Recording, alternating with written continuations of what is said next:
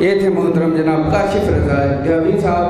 اب میری فہرست میں خطیب اہل بیت مؤذن ولایت عالی جناب مولانا سید بلال کاظمی صاحب قبلہ موجود ہیں، جو تقریر کے فرائض کو انجام دیں گے۔ ان کے استقبال میں صرف اور صرف 4 مصرے حاضر کرتا ہوں، بطور خاص سماعت فرما لیں اور خطیب اہل بیت مؤذن ولایت عالی جناب مولانا سید بلال کاظمی صاحب آپ کے روبرو ہوں گے۔ حاضر کرتا ہوں یہ 4 مصرے آخری مجمع تک بطور خاص کہ 1000 بار پڑھی جائے ایک ایک آیت۔ سنیے گا بطور خاص، بلال بھائی دعا چاہتا ہوں کہ 1000 بار پڑھی جائے ایک ایک آیت، قصیدہ ان کا مکمل مگر نہیں ہوتا۔ اب تیسرا اور چوتھا مصرع بطور خاص کاشف بھائی نے ایک شعر پڑھا تھا کہ آسانی ہے وہ قافیہ، شہزادی نے روٹیاں بھیجی اور آیت کو راستہ دکھایا۔ بطور خاص کاشف بھائی 1000 بار پڑھی جائے ایک ایک آیت، قصیدہ ان کا مکمل مگر نہیں ہوتا۔ یہ عرش والے کہاں روٹیاں طلب کرتے، یہ عرش والے کہاں روٹیاں طلب کرتے، زمین پہ آپ کا زہرا جو گھر نہیں ہوتا، زمین پہ آپ کا زہرا جو گھر نہیں ہوتا۔ آئیے حضرات انہی مصروں کے سائے میں خطیب اہل بیت مؤذن ولایت عالی جناب مولانا سید بلال کاظمی صاحب کی بارگاہ میں ملتمس ہوں کہ وہ رونق افروز ممبر ہوں اور اپنے نورانی بیان سے سامعین کے قلوب کو منور فرمائیں۔ آپ حضرات سے گزارش ہے کہ ان کے استقبال میں ایک جدی حضرات کی خدمت میں درخواست ہے، مادر سرکار ابوالفضل بی بی جناب ام بنین سلام اللہ علیہ کی سرکار بے کس پناہ میں اپنی حاضری اور ہماری ذاکری کی قبولیت کے لیے مل جل کے بلند ترین نعرہ صلوات نظر فرمائیں۔ فاتحہ۔ اعوذ باللہ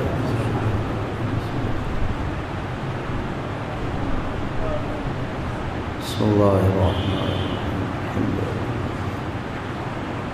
الرحمن الرحیم مالک یوم الدین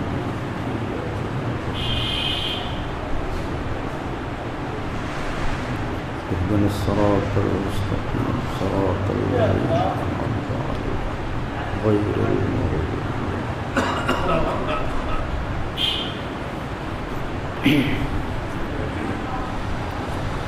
لا حول ولا قوة إلا بالله العلي العظيم حسبنا الله ونعم الوكيل نعم المولى ونعم النصير اعوذ باللہ السمیع العلی العظیم من الشیطان اللعین الرجیم بسم اللہ الرحمن الرحیم الحمد للہ الذی ہدانا لہذا وما کنا لنہتدی لولا ان هدانا اللہ لقد جاءت رسل ربنا بالحق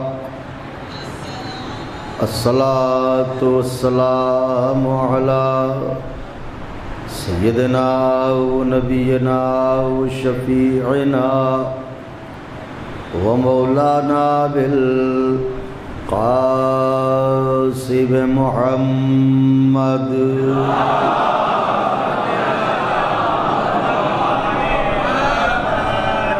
وأهل بيته الطيبين الطاهرين المعصومين المظلومين المنتخبين الذين أذهب الله عنهم الرجس وطهرهم تطهيرا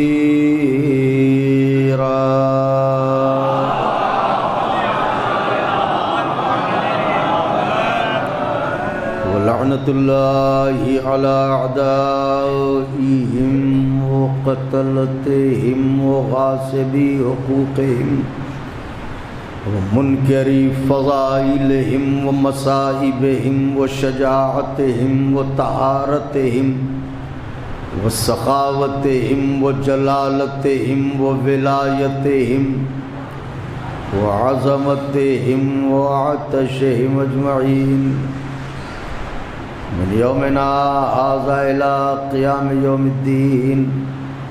أما بعد فقد قال الله سبحانه تبارك وتعالى في القرآن المجيد والفرقان الحميد وهو أصدق الصادقين وقوله الحق. بسم الله الرحمن الرحيم. وما خلقت الجن والإنس إلا ليعبدون.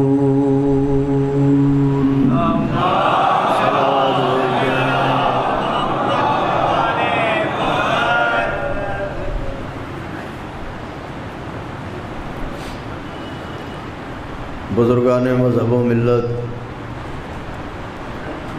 برادران ایمانی، کرم ہے حضرات چہاردہ معصومین علیہم الصلاۃ والسلام کا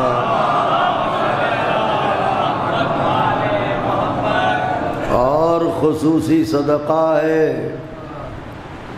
شہزادی کونین بنت جناب رسول الثقلین مادر حسنین صدیقہ طاہرہ راضیہ مرضیہ بطول عذرا حورین سیاہ جناب فاطمہ زہرا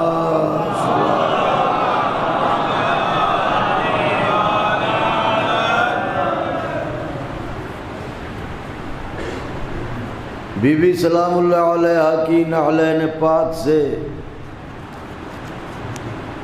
لپٹی ہوئی گرد کے ذروں کا تصدق ہے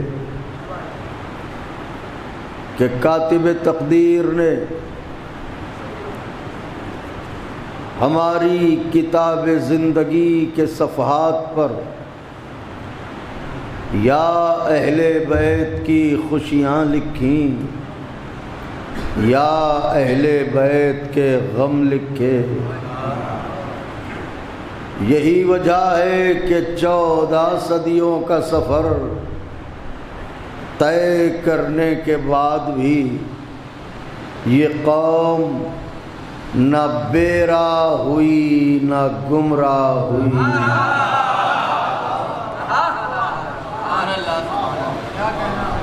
وجہ یہ ہے کہ بے راہی اور گمراہی دو صورتوں میں پیدا ہوتی ہے.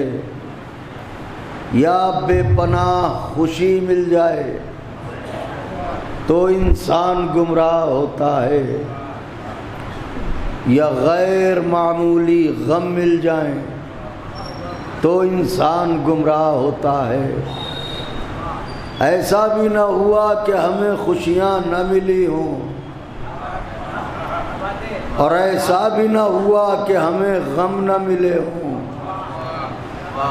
مگر جب جب دنیا سے ملنے والی خوشیوں نے ہم سے ہمارا ایمان چھیننا چاہا تو محبت اہل بیت کی خوشی نے سہارا دے دیا،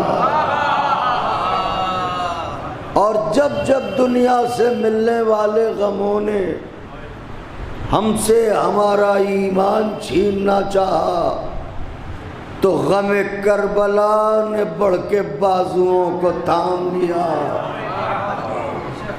اس طرح ہم صراط اعتدال پر محو سفر رہے، نہ کل گمراہ تھے نہ آج گمراہ ہیں، نہ کل گمراہ ہوں گے۔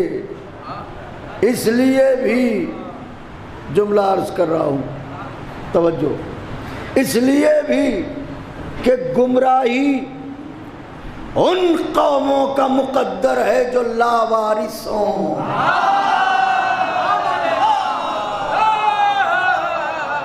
اور جس کا وارث و مالک پردہ غیب میں موجود ہو۔ صلوات پڑھیں باوار علم۔ پہلی گزارش ہے سورۃ فاتحہ کی، مرحوم و مغفورہ سیدہ گلنار فاطمہ صاحبہ بنت مرحوم سید ذوالفقار حسین عابدی صاحب۔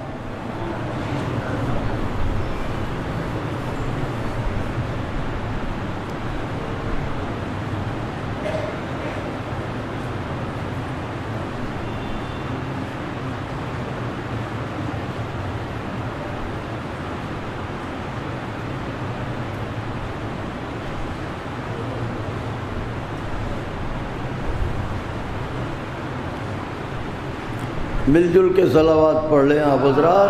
اللہم صلی علی محمد وعلی محمد۔ تو الحمدللہ ہم لاوارث نہیں ہیں، یہی وجہ ہے کہ جو ہم گمراہ نہیں ہوئے۔ ابھی شعراء ذوی الاحترام اپنے اپنے عقیدت کے نذرانے اس بارگاہ میں پیش کر رہے تھے۔ مجلسوں میں اشعار نہیں پڑھتا میں، اور اگر کبھی اتفاق ہوتا ہے تو ان کے پڑھ دیتا ہوں جو اب خود آ کے نہیں پڑھ سکتے، یعنی کوشش کرتا ہوں مرحومین کے کہ انہیں بھی ایصال ثواب ہو جائے۔ تو ایک شاعر گزرے ہیں علامہ ریاض جرولی صاحب، بہت اچھے شاعر تھے، بڑے مقبول نوحے لکھے اور دل سے شاعری کرتے تھے۔ تو اس موضوع پر ان کے مصرے ہیں جو مجھے یاد آ گئے ہیں، اگر بار سماعت نہ ہو تو نظر کر دوں۔ مرحوم فرماتے تھے کہ درود زندہ ہے اپنا، سلام زندہ ہے، درود زندہ ہے اپنا، سلام زندہ ہے، خدا کے بعد محمد کا نام۔ درود زندہ ہے اپنا، سلام زندہ ہے، خدا کے بعد محمد کا نام زندہ ہے۔ تمہارے پاس تو مردہ بھی اب نہیں کوئی، ہمیں ہے فخر ہمارا ایمان۔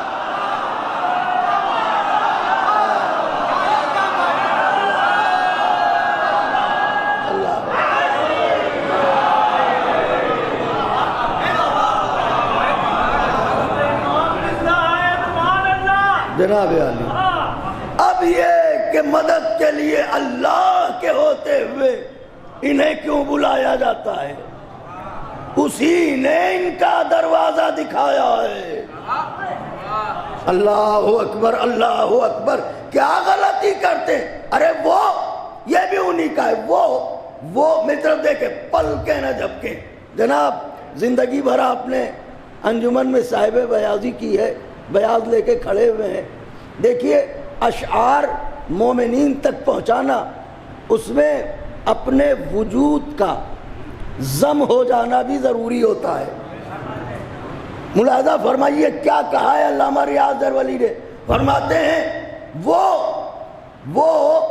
جو گرتوں کو تھام لیتے ہیں، وہ جو گرتوں کو تھام لیتے ہیں، ہم انہی کا تو نام لیتے ہیں۔ ہائے ہائے ہائے ہائے ہائے،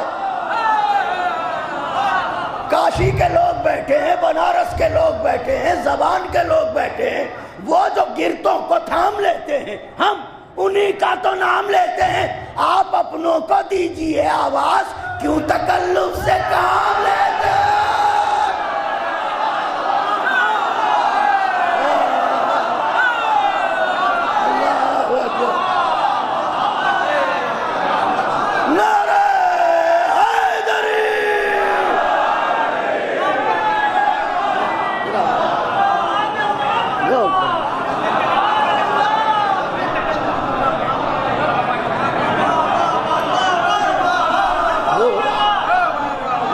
گرتوں کو تھام لیتے ہیں جناب، وہ جو گرتوں کو تھام لیتے ہیں ہم انہی کا تو نام لیتے ہیں۔ آپ اپنوں کو دیجئے آواز،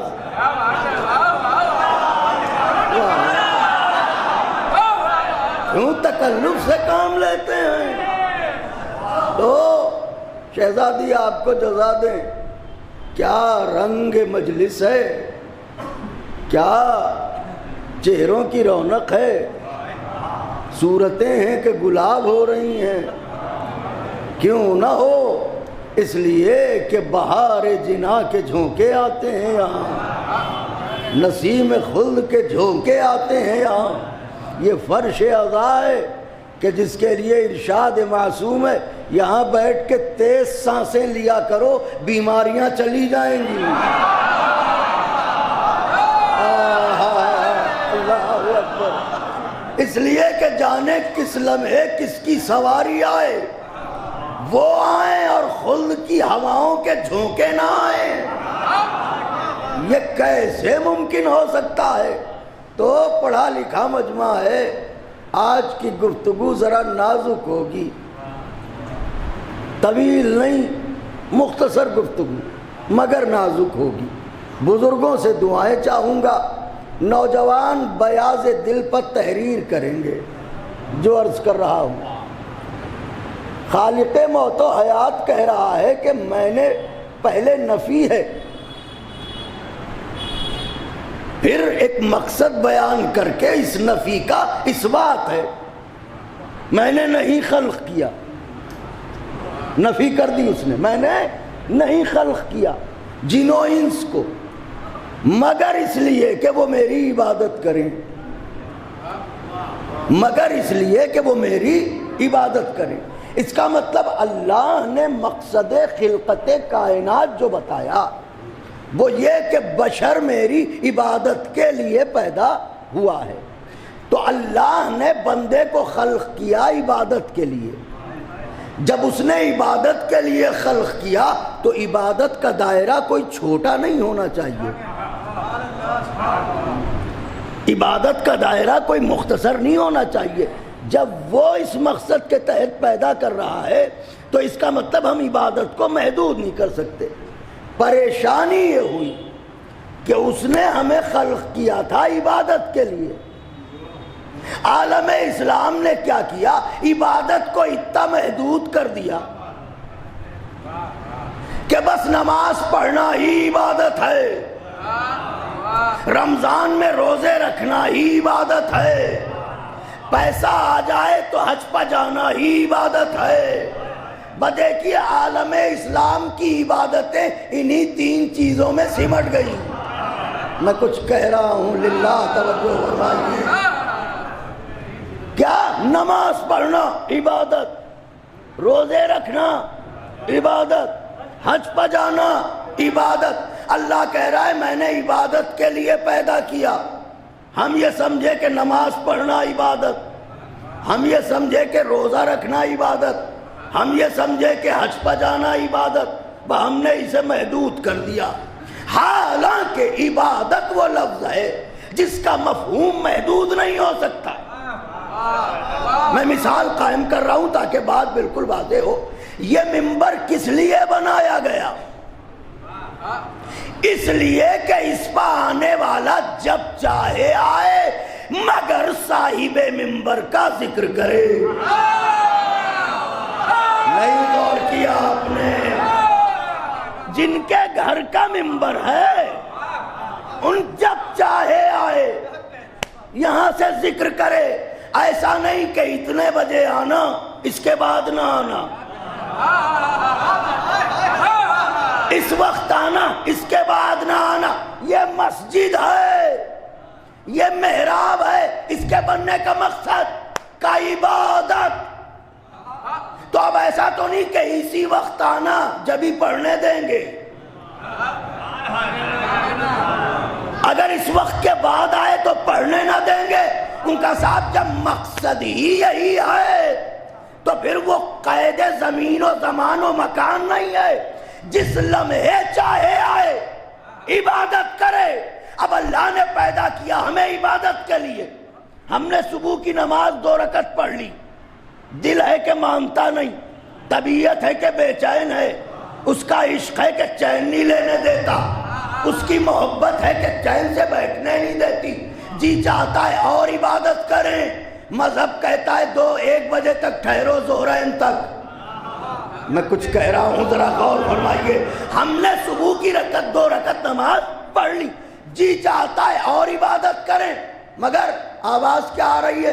اب مصلی پہ جانا ظہرین کے وقت، کسی صورت انتظار کیا، وقت ظہر آیا پڑھ لیا، اب پھر جی چاہتا ہے اور عبادت کریں، پھر کہا انتظار کرو مغرب کے وقت، پھر پڑھ لی مغرب کی نماز، اب دل ہے کہ بے چین ہے، کا انتظار کرو فجر کے وقت۔ تو جب اس نے ہمیں مقصد خلقت ہی بتایا عبادت، تو اس کا مطلب یہ ہے کہ اب عبادت پابند وقت نہیں ہے۔ کچھ کہنا چاہ رہا ہوں، بندہ جب جس لمحے چاہے عبادت کرے، جس لمحے چاہے، ایک ایک لحظہ، ایک ایک لمحہ، ایک ایک سانس، اٹھنا بیٹھنا سونا جاگنا، وہ چاہے تو ایک ایک لمحہ عبادت کرے۔ پریشانی کیا ہوئی کہ عالم اسلام نے عبادت کو وقت میں محدود کر دیا، وہ یہ سمجھا کہ نماز کا پڑھنا ہی عبادت ہے، روزے کا رکھنا ہی عبادت ہے، حج پر جانا ہی عبادت ہے، مگر اصل عبادت کیا ہے؟ میں کچھ کہہ رہا ہوں، یہ جزو عبادت ہے، یہ بھی عبادت ہے، مگر عبادت صرف اتنا ہی نہیں ہے، اس کے علاوہ بھی ہے۔ پڑوسیوں کے حقوق کیا ہیں؟ یہ بھی عبادت ہے۔ یتیموں کے حقوق کیا ہیں؟ یہ بھی عبادت ہے۔ حصول علم کیا ہے؟ یہ بھی عبادت ہے۔ اخلاقی سماجی اخلاق کیا ہے؟ یہ بھی عبادت ہے۔ پتہ چلا بندہ اگر چاہے تو اپنی زندگی کا ایک ایک نفس عبادت میں صرف کر دے، اور ایسے کہ اسے تکلیف بھی نہ ہو۔ جیسے مثال دے رہا ہوں آپ کو، کھانا کھانا عبادت نہیں ہے، کھانا کھانا عبادت نہیں ہے، لیکن اگر باوضو ہو کے بسم اللہ الرحمن الرحیم کہہ کے کھانا کھائیں تو جتنی دیر آپ کھانا کھاتے رہیں گے یہ عبادت ہوتی رہے گی۔ سونا عبادت نہیں ہے، لیکن اگر باوضو ہو کے سو گئے، ہائے ہائے ہائے، نعرہ حیدری! میں زینے طے کر رہا ہوں مرحلے تک لانے کے لیے۔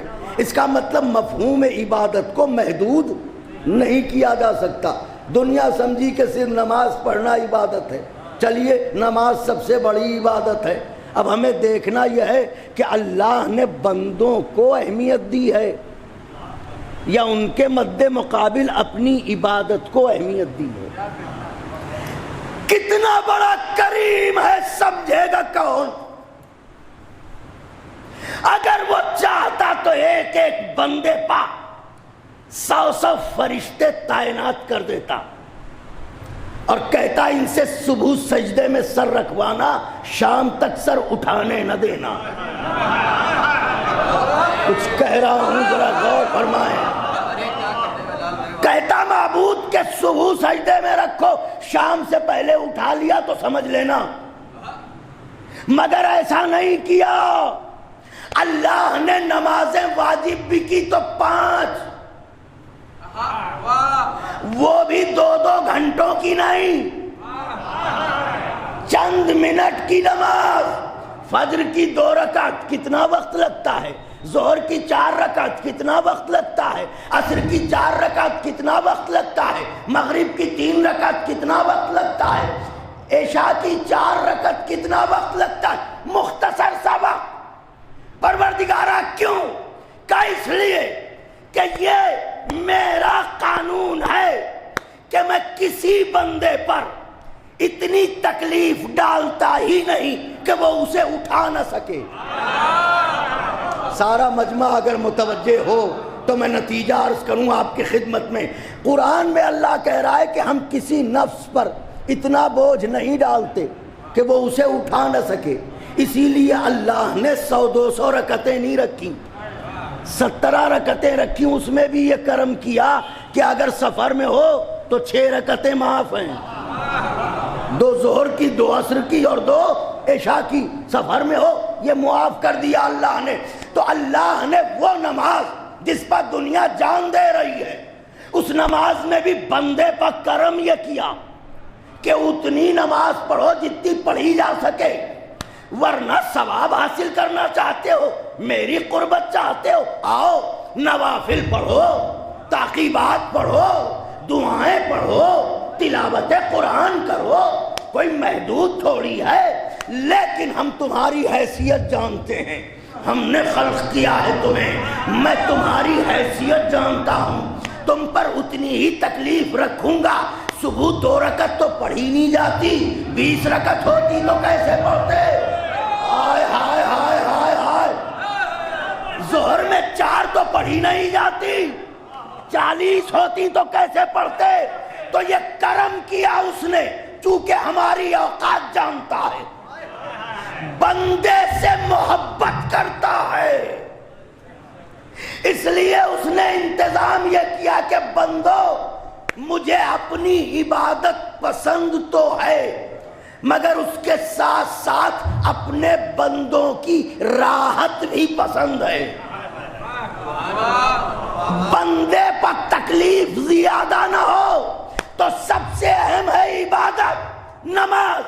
نماز کے لیے بھی یہ چاہیں تو فرادہ پڑھیں، چاہیں تو باجماعت پڑھیں، لیکن فرادہ پڑھیں گے تو زیادہ ثواب نہیں ملے گا، لیکن اگر باجماعت پڑھ رہے ہیں تو اتنا ثواب کہ کوئی شمار نہیں کر سکتا۔ تو یہ باجماعت نماز کا اتنا ثواب کیوں؟ کہ اس لیے کہ اگر جماعت میں 50 لوگ ہیں، آپ سوچ رہے ہوں گے کہ آج بلال بھائی کیا پڑھ رہے ہیں، وہی پڑھ رہے ہیں جہاں تک آنا ہے۔ اگر جماعت میں 50 لوگ ہیں اور ان 50 میں ایک کی بھی قبول ہو گئی تو وہ ایک سب کی قبول کروا دے گا۔ نہیں غور کیا میرے آقا کے چاہنے والوں نے؟ اگر جماعت میں 50 لوگ ہیں، 50 نمازی، اور ان میں سے کسی ایک مومن کی نماز قبول ہو گئی تو وہ ایک مومن باقیوں کی بھی قبول کروا دے گا۔ کیوں؟ کہ اس لیے کہ مومن ہے۔ تو مومن کیوں ہے؟ کہ اس لیے کہ اس کے پاس ایمان ہے۔ تو ایمان کہتے کسے ہیں؟ نبی نے کہا یا علی حبک تقوی والایمان۔ اللہ اکبر۔ میں یہی کہنا چاہ رہا ہوں، جب ایک مومن سینکڑوں کو بچا سکتا ہے تو امیر المومنین۔ اللہ اکبر۔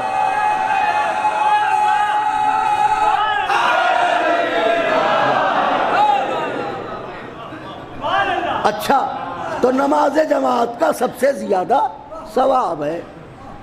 نماز جماعت میں کھڑے ہوئے، فرض کریں کہ قبلہ و کعبہ نماز پڑھا رہے ہیں، دیکھیے گا میری طرف، قبلہ و کعبہ نماز پڑھا رہے ہیں، بہت زیادہ عبادتیں کرتے ہیں، لیکن جب نماز جماعت پڑھانے چلے تو شریعت نے کہا سنو، نماز جماعت ہے، فرادہ نہیں ہے، اسے طول نہ دینا۔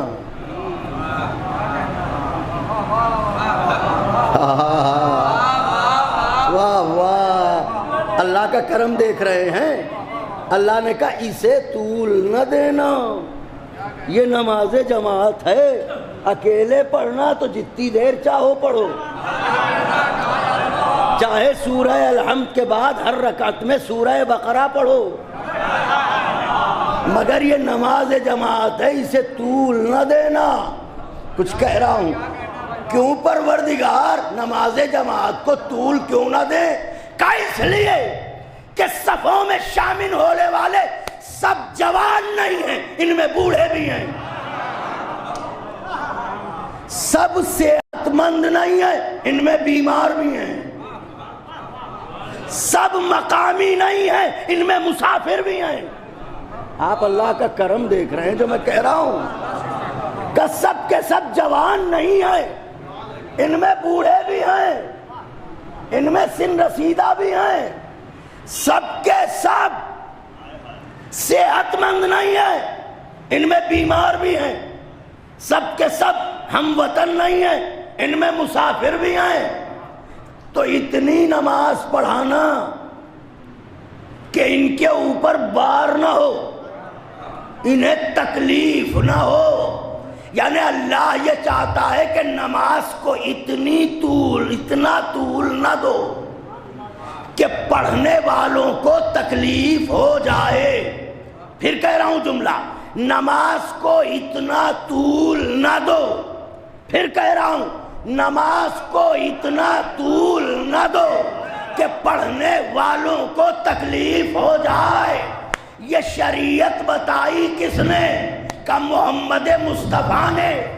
تو جس نبی نے یہ بتایا کہ اتنا طول نہ دینا نماز جماعت کو کہ پڑھنے والوں کو تکلیف ہو جائے، میں نے دیکھا وہ خود نماز پڑھ رہا تھا، حسین کندھے پہ آ کے بیٹھ گیا۔ ارے کیا کہہ رہا ہوں، آپ نے غور نہیں فرمایا، ذرا غور کریں۔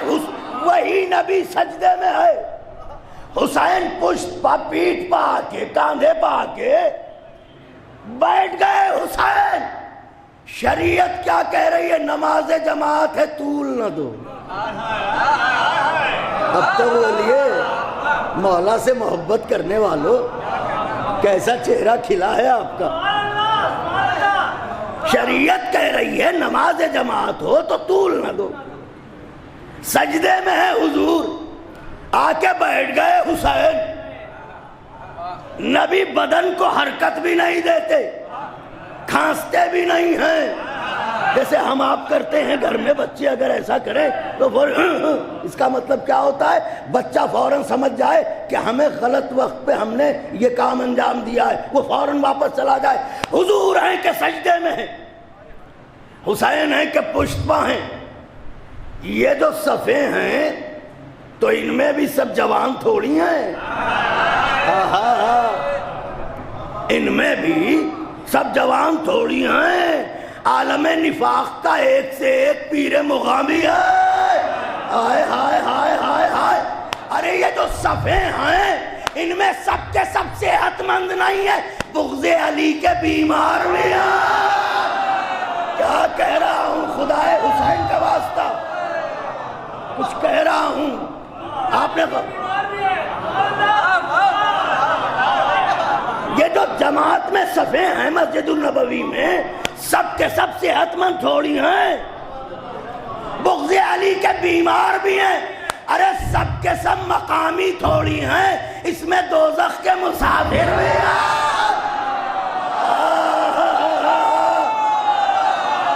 دونوں ہاتھوں کو بلند کر کے نعرہ حیدری۔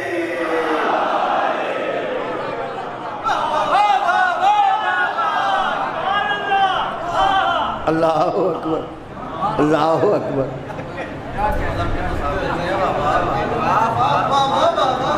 سب کے سب یہیں کے تھوڑی ہیں، سب کے سب صحت مند تھوڑی ہیں، سب کے سب طاقتور تھوڑی ہیں۔ تو کوئی بھی آ کے بیٹھ جائے، نماز کو تو مختصر ہی ہونا چاہیے، مگر اب پیغمبر کے سامنے کیا، تھوڑا تھوڑا آپ لوگ اور آگے آ جائیے تاکہ بعد میں آنے والوں کو زحمت نہ ہو۔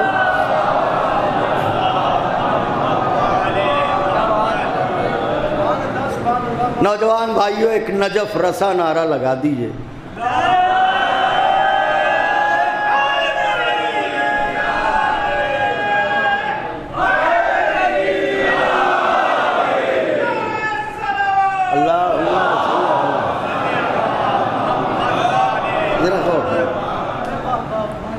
تو ایسے عالم میں تو نماز کو جلدی تمام کرنا چاہیے، مگر اب سرکار کے سامنے مسئلہ کیا ہے، ذرا غور فرمائیے گا۔ سجدے کو طول ہو رہا ہے، عجیب بات ہے، جملہ کہہ رہا ہوں، داد چاہتا ہوں،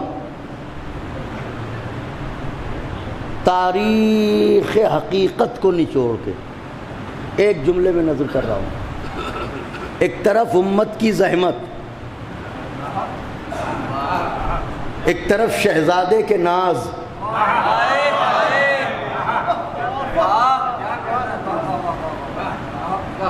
دیکھنا یہ ہے کہ زحمت کا خیال رکھا جاتا ہے یا ناز اٹھائے جاتے ہیں۔ تو ہم نے یہ دیکھا کہ ناز اٹھائے گئے، زحمت کا خیال نہیں کیا گیا۔ پروردگار فرشتے کو بھیجتا، حسین کو رستے میں روک لیتا فرشتہ، شہزادے رک جاؤ، ارے امت کی زحمت کی بات ہے، معبود یہ کیا حسین بیٹھے ہیں، نماز کو طول دیا جا رہا ہے، سبب کیا ہے؟ آواز قدرت آئے گی، امت اور حسین کے فرق کو سمجھ، امت اور حسین کے فرق کو سمجھ۔ کیا مطلب معبود کا؟ یاد رکھنا، یاد رکھنا، جو امت کی زندگی بڑھا دے، جو امت کی عمر بڑھا دے اسے سجدہ کہتے ہیں، جو سجدے کی عمر بڑھا دے اسے حسین۔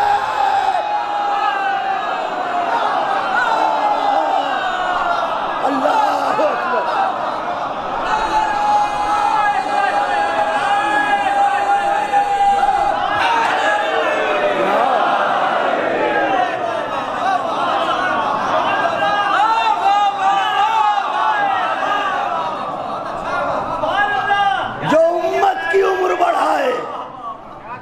اسے سجدہ کہتے ہیں، جو سجدے کی عمر بڑھا دے اسے حسین کہتے ہیں۔ اب حسین کو نہ بھولنا، ورنہ سجدے محشر میں تمہیں بھول جائیں گے۔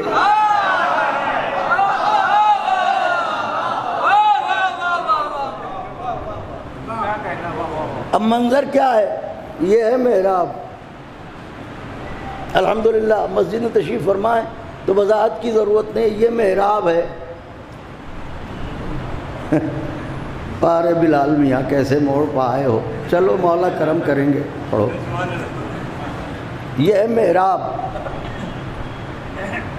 دیکھیے یہ ہے دروازہ، یہ ہے حضور، یہ ہیں اصحاب،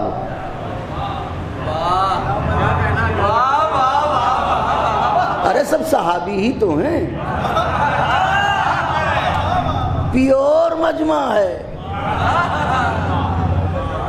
سب کے سب صحابی ہیں۔ ارے جو حضور کو ایک دفعہ دیکھ لے، عالم اسلام کا یہی تو ہے کہ جو حضور کو ایک دفعہ دیکھ لے وہ صحابی ہے۔ ہمارے یہاں یہ ہے کہ دیکھے نہیں، جو حضور پر ایمان لائے، ان کے ہاتھوں پر کلمہ پڑھے اور اسی عقیدے پر مر جائے۔ مطلب صرف ایمان لانا یا کلمہ پڑھ لینا کافی نہیں ہے، بلکہ اسی ایمان پر دنیا سے رخصت ہو جائے۔ تو سب کے سب صحابی ہیں، نمازی ہیں، اللہ کے عاشق ہیں، چاہنے والے ہیں، صفے ہیں۔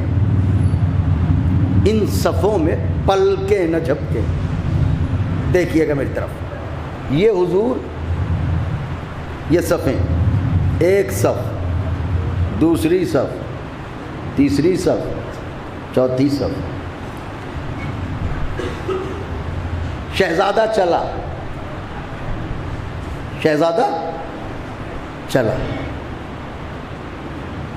ہم بھی دیکھ رہے تھے خوش ہو کے، آپ بھی دیکھ رہے تھے، ایک منافق بھی کھڑا تھا تھوڑی دور پہ، اس نے جو ہماری آپ کی خوشی دیکھی تو سر کھجا کے کہا ایسے خوش رو ہو رہے ہو، اب اسے بھی قصیدہ نہ بنا دینا۔ اللہ، اب اسے بھی فضیلت بنا کے نہ پڑھ دینا۔ ہم نے کہا بنا کے کیا پڑھ دینا، ہے فضیلت۔ ان کا اس میں کیا فضیلت، ارے یہ تو عام بچے کرتے ہیں، اپنے بڑوں کو تلاش کرتے ہوئے مسجد میں پہنچ جاتے ہیں، ابھی خود ہی پتہ چل جائے گا حسین عام بچوں کی طرح آئے ہیں یا خاص مقصد کے تحت آئے ہیں۔ پہچان کیا ہوتی ہے بدن میں، چہرہ، چہرہ کھلا ہے تو پہچان لیے جائیں گے۔ سجدے کا تصور کیجئے، سجدے میں چھپا کیا ہوتا ہے، چہرہ ہی چھپا ہوتا ہے، تو جو پہچان ہے وہی چھپا ہوتا ہے۔ صفوں پر صفیں لگی ہیں، دیکھنے والا اگر بچہ ہے تو اسے کیا پتا کہ کون کہاں سجدے میں ہے، مگر حسین کا صفوں کو عبور کر کے آنا یہ بتاتا ہے ہم عام بچوں کی طرح نہیں آئے۔ چلے حسین، یہ پہلی صف، یہ دوسری صف، خدائے حسین کا واسطہ خاص توجہ، غریب نینوا چلا، زہرا کا دلبر چلا، ابو طالب کا پوتا چلا، صفوں پر صفے، ہٹے کٹے نمازی، مضبوط کھائے پیے، ہماری طرح کمزور نہیں، ایسے نمازیوں کی صفیں، مگر شہزادہ ہے کہ صفوں کو عبور کر رہا ہے۔ میں ہاتھوں کو جوڑ کے عرض کروں گا آقا اتنی دور جانے کی کیا ضرورت ہے، کسی کی بھی پیٹھ پر بیٹھ جائیے۔ سارا مجمع اگر دعائیں دینے کا وعدہ کرے تو نتیجہ نازک عرض کروں گا، کسی کی پیٹھ پر بیٹھ جائیے، ارے کوئی برا تھوڑی مانے گا۔ اگر منافق ہوا تل ملائے گا بھی تو تل ملا کے رہ جائے گا، کہہ نہ پائے گا، اور نسلیں صدیوں فخر کریں گی ہمارے فلاں بزرگ جو تھے وہ نماز پڑھ رہے تھے، شہزادہ آ کے بیٹھ گیا۔ تو کسی کی بھی پیٹھ پر بیٹھ لیجئے، یہ کیا ضروری ہے کہ محراب تک جائیے؟ آواز حسین آئی کہ تو نے قرآن نہیں پڑھا، مولا وارث قرآن تو آپ ہے، بتائیے کہ قرآن کہتا ہے اگر مجھے پہاڑوں پر اتارا جاتا تو پہاڑ ٹکڑے ٹکڑے ہو جاتے۔ ہائے ہائے ہائے ہائے ہائے، اگر مجھے پہاڑوں پر اتارا جاتا تو پہاڑ ٹکڑے ٹکڑے ہو جاتے۔ تو خود سوچ، جب خاموش قرآن کا وزن پہاڑ نہیں اٹھا سکتے تو بولتے قرآن کا وزن۔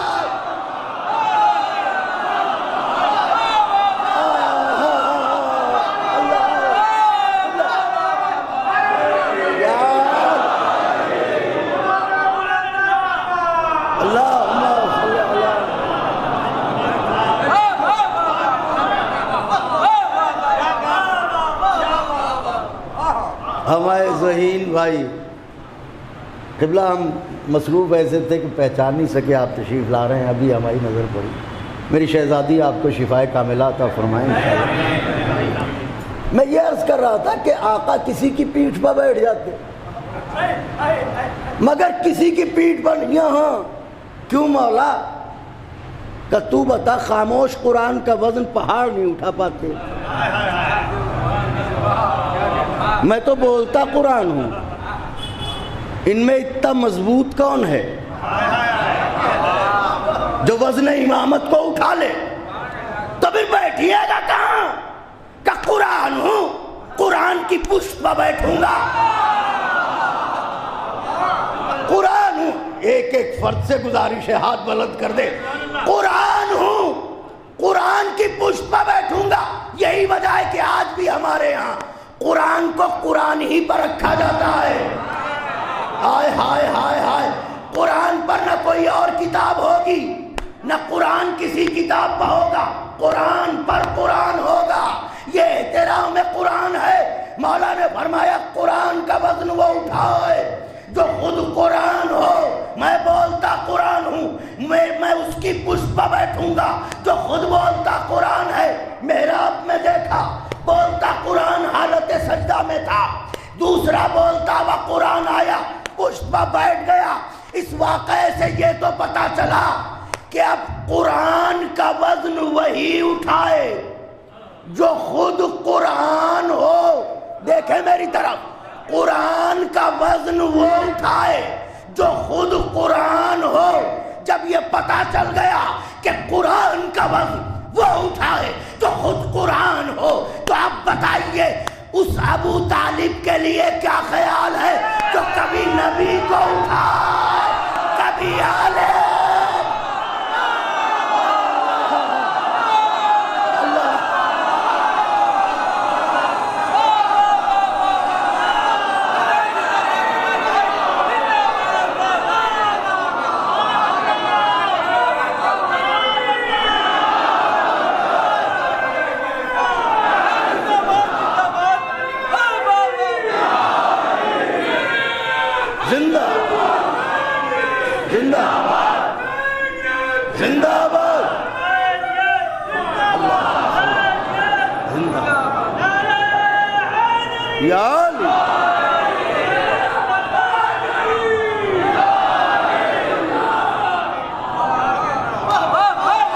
گفتگو کو سمیٹ دیا۔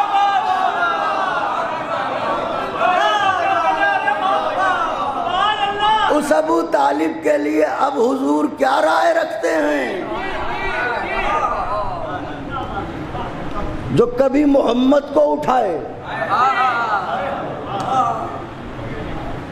کبھی علی کو اٹھائے؟ ایسا جملہ کہنے جا رہا ہوں ورق دل پر ثبت نہ ہو تو میری کمی ہوگی۔ وزن قرآن وہ اٹھائے جو خود قرآن ہو،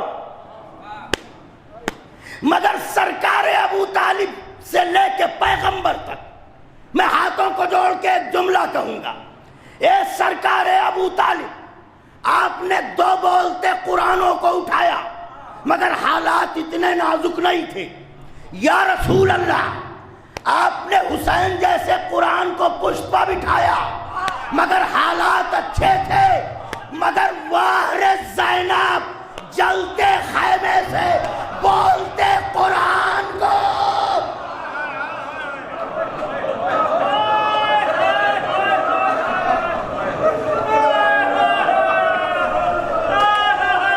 آپ نے غور کیا؟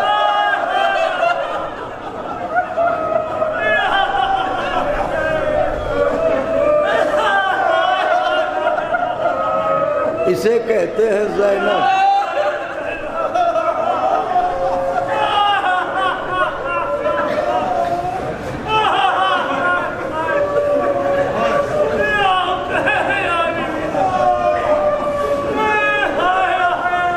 پانچ سے 7 منٹ اور پڑھوں گا۔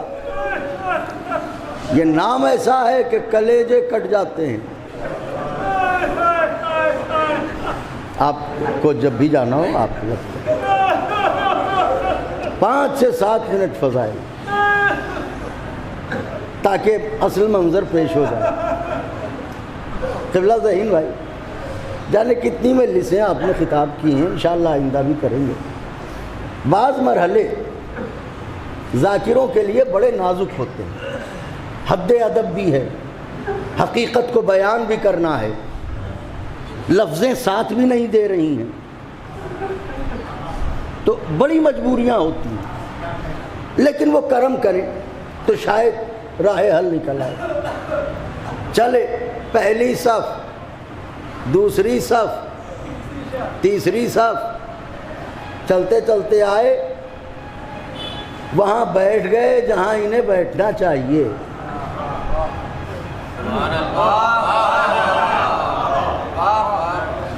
وہاں بیٹھ گئے جہاں انہیں بیٹھنا چاہیے۔ نبی کے سامنے عجیب مرحلہ ہے۔ ایک طرف وہ حسین جس کے لبوں کو بوسے دیتے ہوئے پیغمبر کے لب نہیں تھکتے،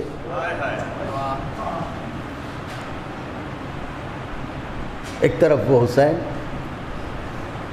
دل کا ٹکڑا، جگر کا ٹکڑا، ایک طرف وہ جس پر سب کچھ قربان۔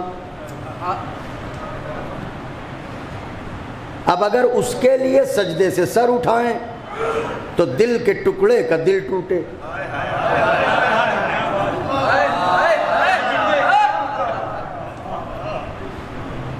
سر نہ اٹھائیں تو اولاد کی محبت اس کے عشق پر غالب آئے۔ کتنا نازک مرحلہ ہے، کیا کرے رسول۔ ایسے عالم میں اب خدا نے اپنی ذمہ داری نبھائی،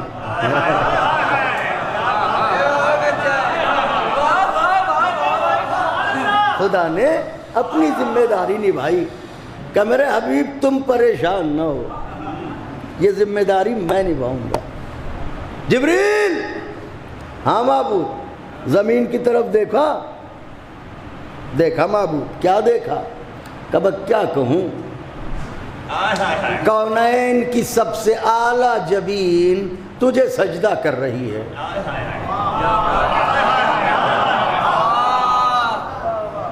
سجدوں کی آبرو تجھے سجدہ کر رہا ہے۔ اللہ نے کہا فقط اسی کو دیکھا؟ جبریل نے مسکرا کے کہا نہیں، اس کی پشت پر بھی کوئی ہے۔ کہا وہ کون ہے؟ جبریل نے کہا معبود تو جانتا ہے۔ کہ جانتا تو ہوں، کھل کے بتا جبریل کون ہے۔ جبریل نے بھی کہا معبود اب سننا ہی چاہتا ہے تو سن، ایک سجدے میں ہے، ایک پشت میں ہے، ان میں بس اتنا فرق ہے، ایک نمازوں کا لانے والا ہے، ایک نمازوں کا بچا۔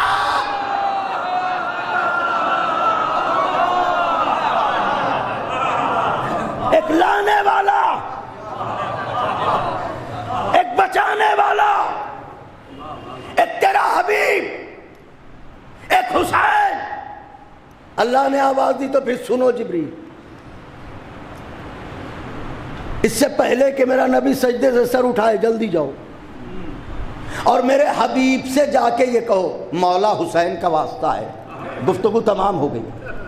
میرے حبیب سے جا کے کہو اس وقت تک سجدے سے سر نہ اٹھائے جب تک میرا حسین اپنی مرضی سے اپنی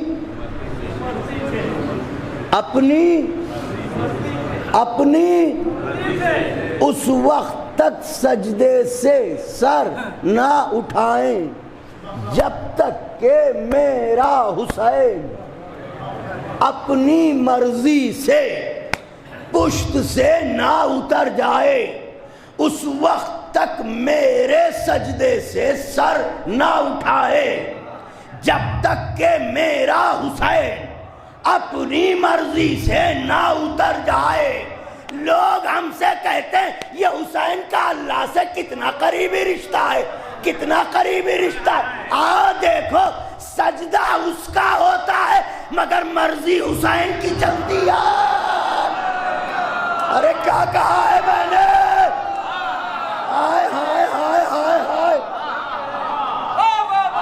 اس سے زیادہ نازک جملہ نہیں کہہ سکتا۔ آ کے اپنی آنکھوں سے دیکھو، سجدہ اس کا ہوتا ہے، اس کے سجدے میں بھی مرضی حسین کی چلتی ہے جب تک حسین خود سے نہ اتر جائے، اس وقت تک سجدے سے سر نہ اٹھانا۔ صاحب حضور کو کیا پتا کون بیٹھا ہوا ہے؟ نہیں پتا تھا، مگر اللہ نے یہ نہیں چاہا کہ میرے حبیب کو یہ نہ پتا ہو کہ کون ہے۔ اللہ نے چاہا کہ میرا حبیب جانے کہ کون بیٹھا ہے۔ اسی لیے کہ جب تک حسین نہ اتر جائیں تو سجدہ اس کا ہے. بتایا جا رہا ہے پشت پر حسین ہے. ہائے ہائے ہائے اللہ اکبر. بتایا جا رہا ہے پشت پر حسین ہے. غیر اللہ کا تصور نماز کو باطل کرتا ہے. یہی میں نے کہا تھا ذہین بھائی کہ بعض باتیں اتنی نازک ہوتی ہیں کہ کیسے وہ مناسب لفظیں لائی جائیں کہ جن کے ذریعے اس بات کی وضاحت کی جائے. نبی کے خیال میں حسین آئے کہ نہیں آئے؟ اسی لیے ہمارے فقہا یہ کہتے ہیں کہ غیر اللہ کا تصور نماز کو باطل کرتا ہے، لیکن اگر حالت نماز میں خیال غربت حسین آ جائے تو نماز قبول ہو جاتی ہے.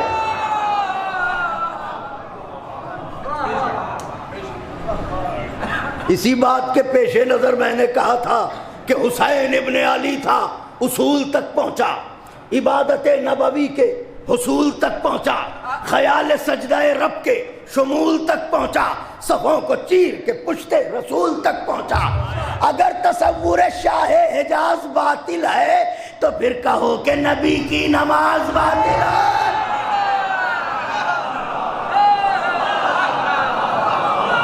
تمام ہو گئی بات یار، تمام ہو گئی بات. یہ ہے نماز اور یہ ہے حسین. بس جملہ سن لیجئے. ہمارے برادر کاشف صاحب نے بہت اچھی بات کہی تھی نماز اور حسین کے متعلق. جملہ سن لیجئے ذہین بھائی.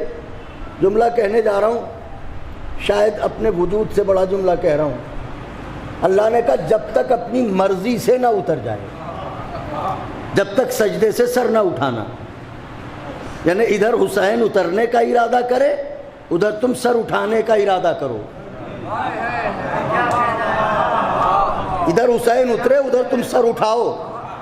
اللہ چاہتا تو فرشتوں کو بھیج کے حسین علیہ السلام کو الگ بٹھا دیتا، مگر پشت سے اتارا نہیں حالت سجدہ میں. یعنی اللہ یہ کہنا چاہ رہا تھا نمازیوں، کبھی بھی نماز کو حسین سے الگ نہ کرنا.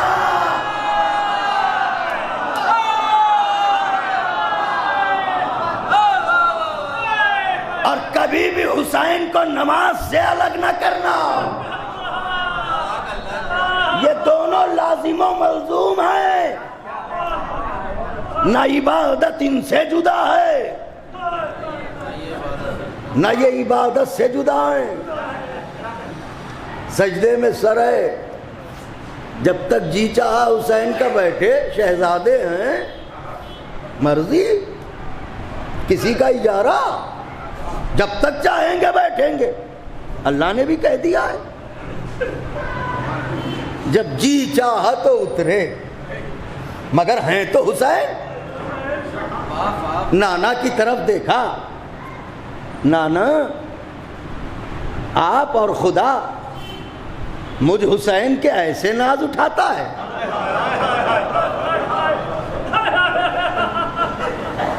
اس وقت تک سر نہ اٹھایا جب تک کہ میں بیٹھا رہا. تو پھر نانا میں بھی تمہارا ہی نواسا ہوں، میں بھی تم سے ہوں. تو آج حسین کا بھی ایک وعدہ ہے، یاد رکھیے گا. آپ نے حسین کے لیے سجدے میں سر رکھا مسلسل، مگر کم سے کم خود سے سر اٹھا تو لیا. حسین وعدہ کرتا ہے جب آخری بار سر کو سجدے میں رکھے گا، قاتل میرے سر کو اٹھائے گا، نیزے پر چڑھائے گا.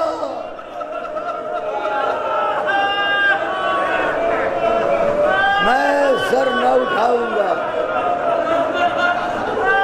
بلند ہو گئی آوازیں، خدا کسی غم میں نہ رلائے، روائے غم مظلوم کربلا کے. کیا روئے آپ، کیا تڑپے، آج رجب کی کون سی تاریخ ہے؟ سمجھ گئے آپ میں کیا کہنا چاہتا ہوں؟ حسین کو مدینہ چھوڑے ہوئے آج دوسرا دن ہو گیا۔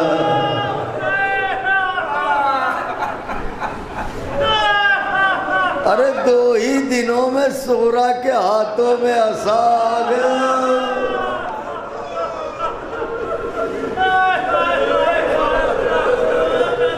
اس کارواں میں 4 یا 5 دن کا ایک ننھا شہزادہ بھی ہے۔ بلند ہو گئی آوازیں۔ مجھے حکم دیا گیا ہے کہ میں مصائب پڑھوں، پڑھتا ہوں بھی جو بھی پڑھواؤ۔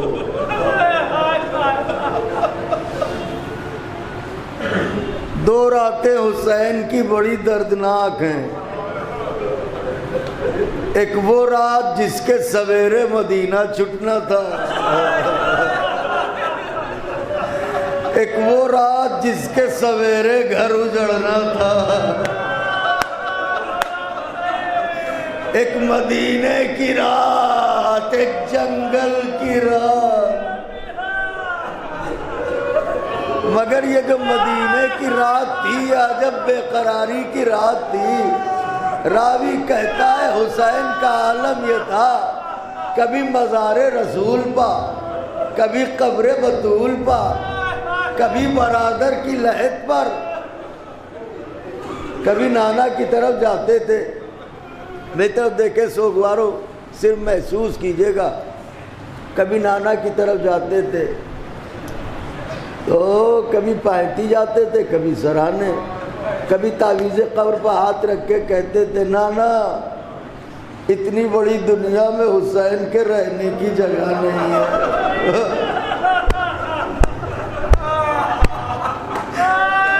اے نانا کاش آپ کی قبر کھل جاتی، آپ گود پھیلا کے اپنی قبر کے کسی گوشے میں مجھے بھی چھپا لیتے۔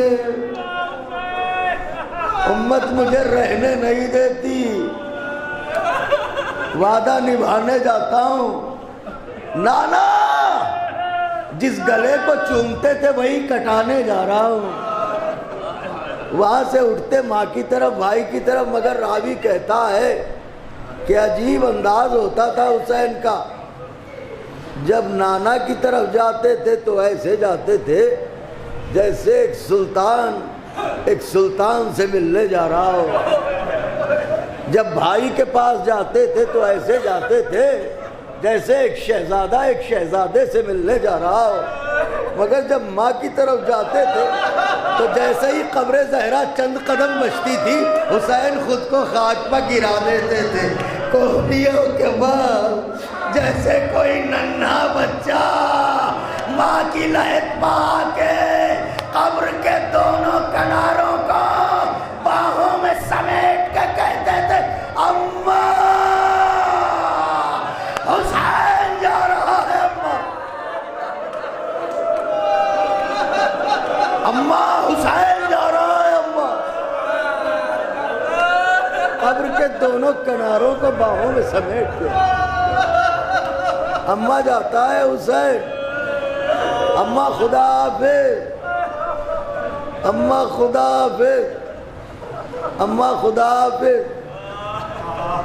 ابھی حسین لپٹ کے رو رہے تھے، چونکہ مرثیوں کا شہر ہے یہ۔ قبر زہرا سے آواز آئی حسین کیا کہتے ہو؟ میر انیس کہتے حسین نے کہا کہ اماں اماں اماں اماں، اے اماں، اماں لہو میں ڈوبا چمن دیکھنے چلو، ارے زینب کے بازوؤں میں رسم دیکھنے چلو۔ قبر زہرا سے آواز آئی حسین عباس کو بلاؤ۔ حسین نے کہا عباس اماں بلاتی ہے۔ عباس آئے، پائتی بیٹھ گئے، کیا حکم ہے؟ قبر زہرا سے آواز آئی، ارے کوئی غربت میں اسے مار نہ ڈالے بیٹا، میرا شبیر ہے اب تیرے حوالے بیٹا۔ آئے کیا کہا ہے انیس،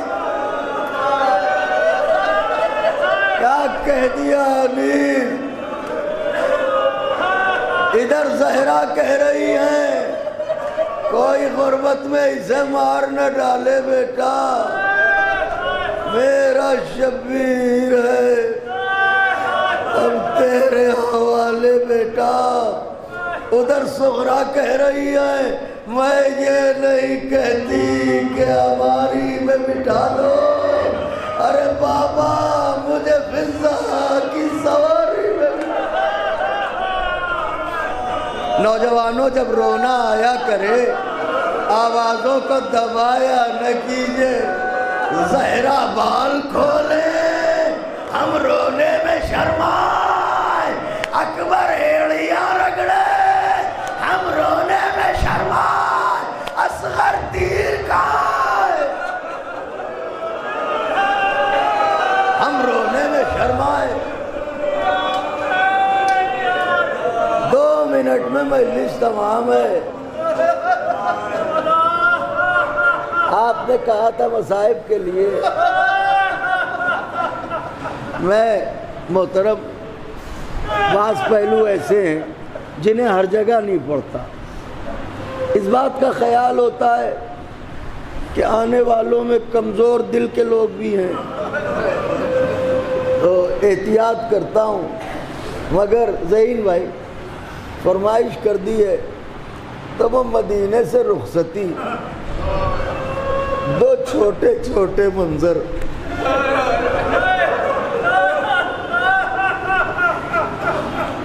غیرت دار بھائیوں آپ کی بہنیں سلامت رہیں، بزرگوں آپ کی بیٹیاں سلامت رہیں۔ باپ بیٹی کا رشتہ بھی ڈھونڈتا ہے تو چاہتا ہے محلے ہی میں کوئی رشتہ مل جائے۔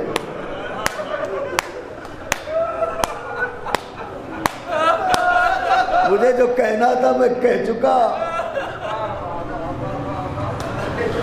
بس صرف رخصت کا منظر دکھاؤں گا، میری طرف دیکھیے گا۔ ایک راوی ہے سنان، وہ کہتا ہے کہ میں اسی دن مدینے میں آیا تھا تو میں نے دیکھا کہ مدینہ اجڑا اجڑا ہے، جیسے 27 رجب کو دیکھیے جدھر دیکھیے بہار نظر آتی ہے، فضائیں بتاتی ہیں کہ آج خوشی ہے، لیکن 28 کو جدھر دیکھیے چاہے جتنی روشنی ہو ایسا لگتا ہے جیسے کچھ اجڑ رہا ہے۔ جیسے عاشورے کے دن دنیا کے کسی کونے میں چلے جائیے لگتا ہے ہر گھر سے جنازہ نکل رہا ہے، ایسا ہی سناٹا ہوتا ہے نا عاشور کے دن، دل محسوس کرتا ہے نا یہ حسین کی غربت ہے، غربت حسین معجزہ ہے۔ تو سنان کہتا ہے کہ میں نے دیکھا سناٹا تھا تو میں نے پوچھا یہ سناٹا کیوں ہے، تو لوگوں نے بتایا کہ نبی کا نواسہ مدینہ چھوڑ رہا ہے۔ تو سنان کہتا ہے میں نے سوچا کہ میں بھی جا کے دیکھوں، کہتا ہے میں بھی جا کے بھیڑ میں کھڑا ہو گیا، میں نے دیکھا، بہتر دیکھیے، کہتا ہے میں نے دیکھا ایک کرسی رکھی تھی، اس کرسی پر ایک باوقار شخص بیٹھا تھا، اس کے دونوں جانب بڑے حسین جوان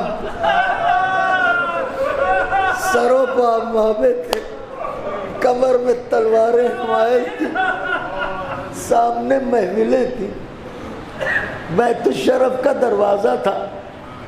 راوی کہتا ہے کہ اتنے میں نے دیکھا دروازہ کھلا، کوئی بی بی نکلی، ان جوانوں میں سے کوئی ایک بڑھا، اس نے بی بی کو لیا محمل میں بٹھا دیا، دوسری بی بی نکلی پھر کوئی بڑھا محمل میں بٹھا دیا، تیسری بی بی نکلی پھر کوئی بڑھا، اس نے محفل میں بٹھا دیا۔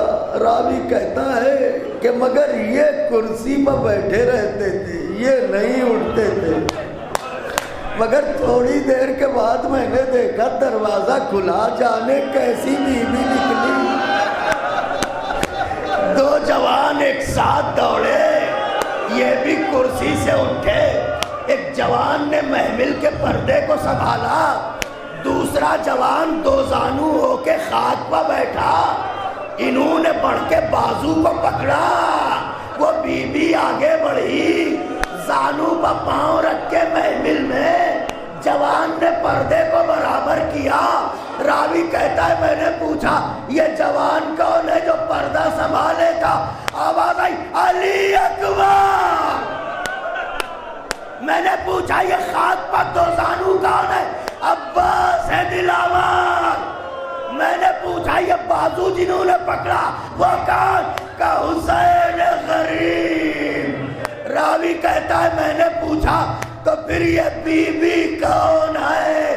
آواز آئی علی کی بیٹی زینب کبریٰ۔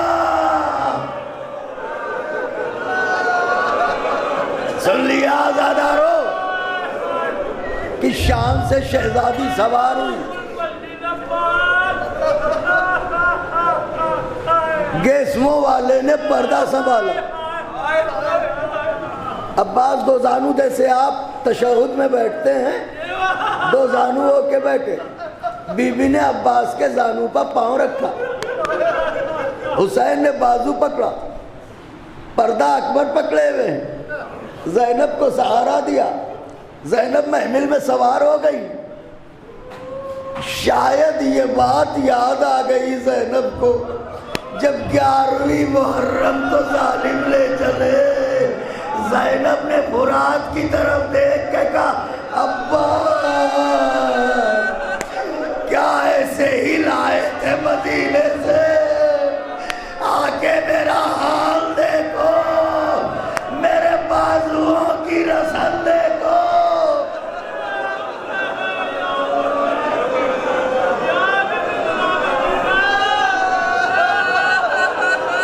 آدھے منٹ میں مجلس تمام کر دی میں دیکھ رہا ہوں بعض لوگوں کی حالتیں ایسی ہیں کہ اب زیادہ دیر نہیں پڑھ پاؤں گا میں۔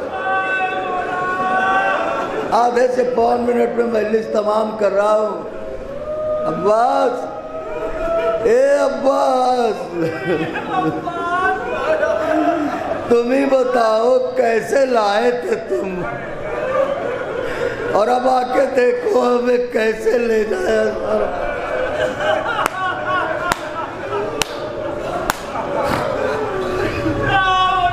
بیوی سوار ہو گئی۔ راوی کہتا ہے حسین آگے بڑھے، کارواں کا جائزہ لیا، جائزہ لینے کے بعد بہن کے قریب آئے، آواز دی بہنا اجازت ہے کارواں کوچ کرے۔ امام وقت پوچھ رہا ہے زینب سے، اب سمجھے شریکت الحسین کیوں ہے۔ زینب نے محمل کے پردے کو سرکایا، کبھی دائیں دیکھا کبھی بائیں، بھیا رک جاؤ۔ تھوڑی دیر کے بعد پھر آئے حسین، بہنا چلیں، پھر کبھی دائیں کبھی بائیں، رک جاؤ ماں جائے۔ تھوڑی دیر کے بعد پھر آئے، زینب اب چلیں، دیر ہوتی ہے، بھیا رک جاؤ۔ کہ بہنا کیا بات ہے، سب لوگ تو ہیں، یہ دیکھتی کسے ہو، چلتی کیوں نہیں؟ زینب نے کہا میرے ماں جائے تجھے پردیس لے کے چل رہی ہے بہن، میں بار بار دیکھتی ہوں سب تو ہے، مجھے میرا عباس دکھائی نہیں دیتا، جب تک عباس کو نہ دیکھ لوں میں تمہیں مدینے سے لے کے نکل نہیں سکتی۔ حسین نے کہا ہیں عباس؟ کہاں ہیں؟ حسین نے 2 انگلیاں اٹھائی۔ اب جو زینب نے دیکھا مدینے کے باہر رستے پر کھڑے ہوئے ہر آنے جانے والے سے عباس کہہ رہے ہیں رستے بدل دو، علی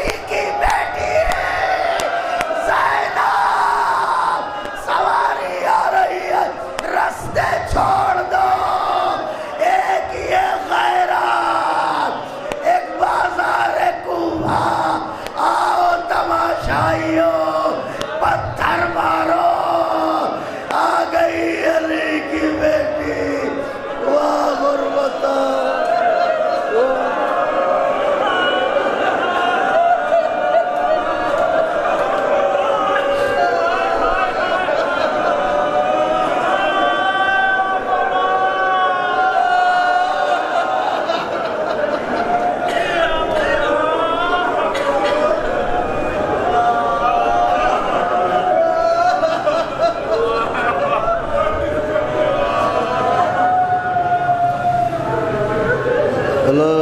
لعنة الله على القوم الظالمين وسيعلم الذين ظلموا أي منقلب ينقلبون اللهم لعن أول ظالم ظلم حق محمد وآل محمد وآخر تابع له على ذلك اللهم لعن العصابة التي جادت الحسين صلواتك عليه وشايعت وبايعت وتابعت على قتله اللهم لعنهم جميعا اللهم ارزقنا زيارة قبر الحسين علیہ السلام فی الدنیا وشفاعته فی الآخرہ اللہم اجعلنا من الباکین فی عزاء الحسین علیہ السلام۔ الہی اس عبادت کو قبول فرما، تمام شرکائے مجلس کی شرعی حاجتوں کو پورا فرما دے، پروردگارہ حضرت کے ظہور میں تعجیل فرما، ہمیں منہ دکھانے کے قابل بنا۔ ہمارے قبلہ ذہین بھائی اور ہمارے ایک اور برادر مولانا اعجاز صاحب قبلہ غدیری، جنہیں آپ حضرات بڑی محبت سے سنتے ہیں، وہ بھی علیل ہیں، تو ابھی آپ حضرت پر گریہ کر کے بیٹھے ہیں، اس لمحے آپ کی دعا قبول ہوگی، تو دعا فرمائیے کہ ان حضرات کو خدا شفائے کاملہ عطا فرمائے، اور تا وقت ظہور حضرت حجت عجل اللہ تعالی فرجہ الشریف یہ افراد ان کے اجداد کا ذکر فرماتے رہیں، مرحومہ کے درجات بلند ہوں۔ گزارش سورت فاتحہ و سورت قل هو اللہ برائے مرحومہ و مغفورہ سیدہ گلنار فاطمہ صاحبہ بنت مرحوم سید ذوالفقار حسین صاحب۔